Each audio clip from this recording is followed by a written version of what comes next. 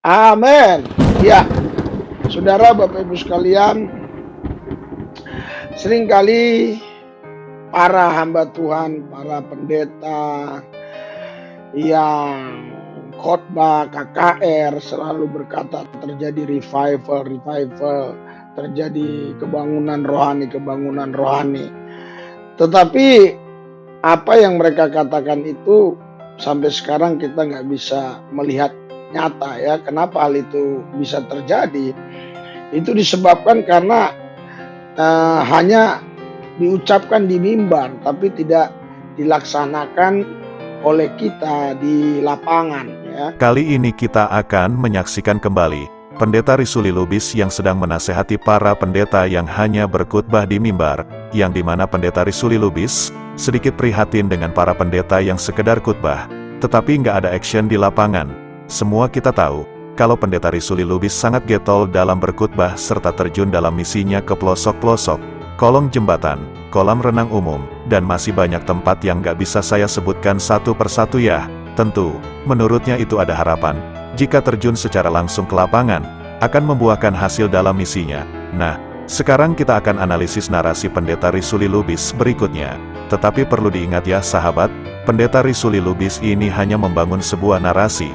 Ingat ya, hanya membangun sebuah narasi keprihatinan terhadap pendeta-pendeta yang hanya berdiri di balik mimbar. Karena di dalam video ini sepanjang saya melihat videonya nggak ada sama sekali contoh-contoh pendeta yang dimaksud. Jadi, dia menasehati para pendeta yang hanya pandai bercuap-cuap di mimbar secara global. Artinya ya hampir semua pendeta yang nggak pernah terjun ke lapangan itulah yang disindirnya.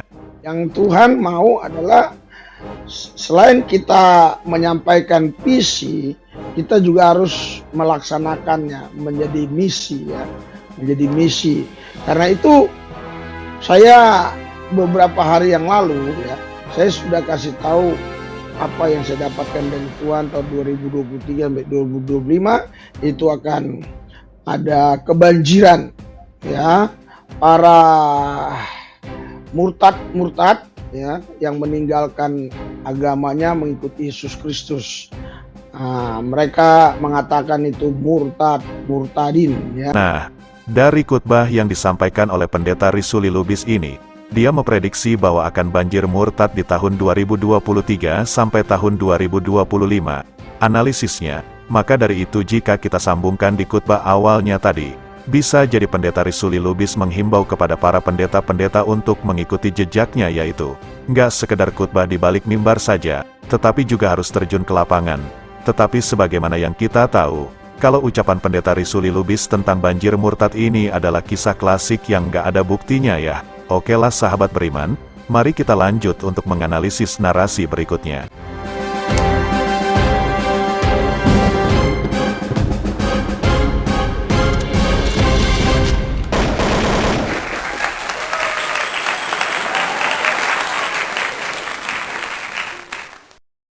Iya, tapi ini tidak terjadi seperti simsalabim terus terjadi begitu, tidak. Ada peranan kita di sana karena Tuhan telah memanggil kita untuk menjadi saksinya.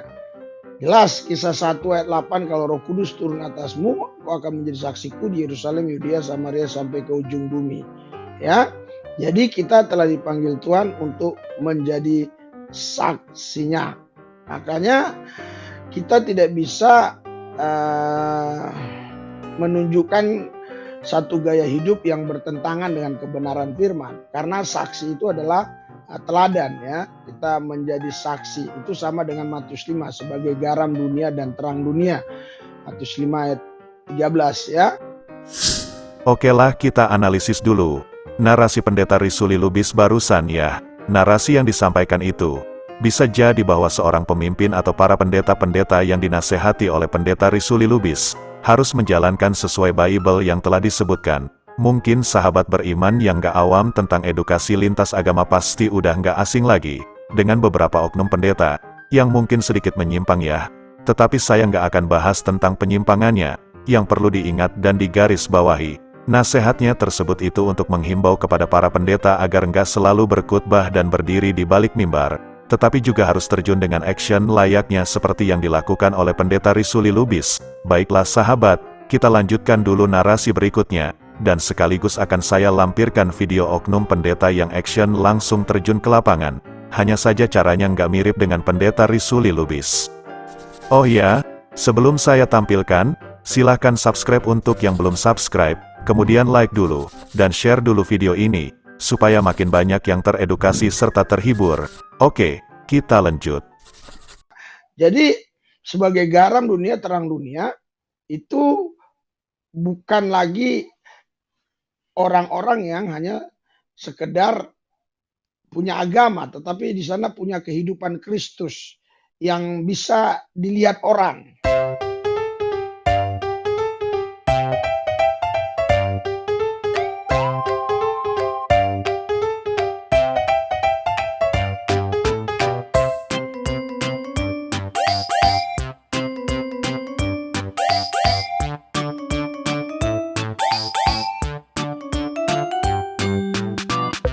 Wah, ini orang beda dengan orang-orang lain.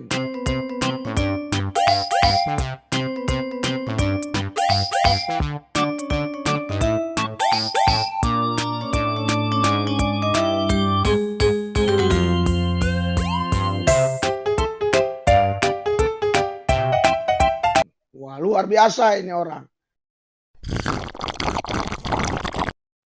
Jomblo apa kabar? Ngeri. Sehingga kita punya magnet, punya daya tarik tersendiri.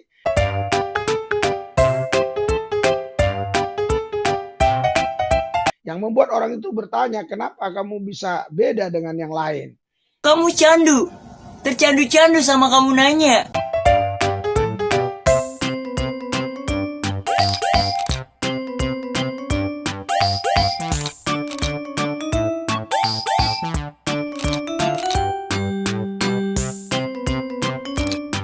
Langsung kubikilah mata kailah masalah.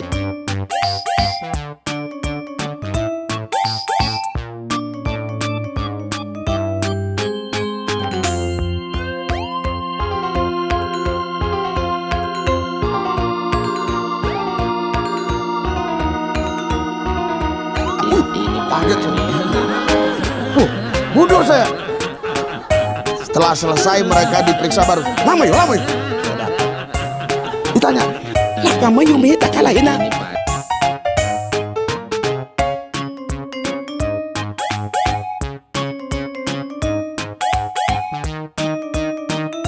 Orang kosong.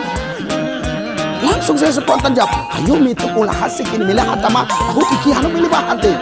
Layo bina masih kamu yuru betalai. Ada kami mungkin hampir 5 menit berdialog. Saya nggak tahu, yang saya tahu kami ngomong. Saudara dia catat, dia cocok. Layo musik yang mah, ini nama musik kalah, buku yang mati kalah. Benar-benar ngeri gegen pressing MU nya. Nah, kita disitulah bercerita tentang apa yang Yesus lakukan dalam kehidupan kita. Itulah namanya saksi.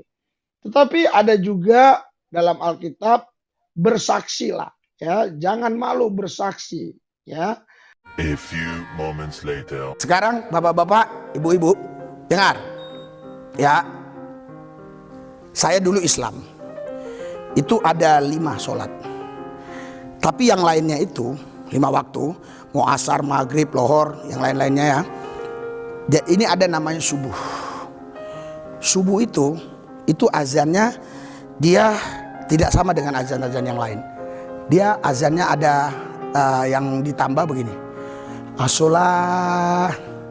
As-sholatu khairum minan naum. As-sholah, marilah sembahyang. As-sholatu khairum minan naum.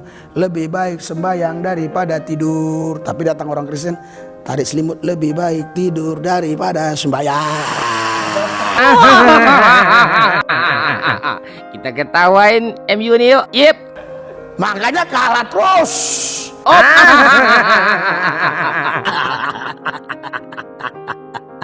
Begitu menyakitkan.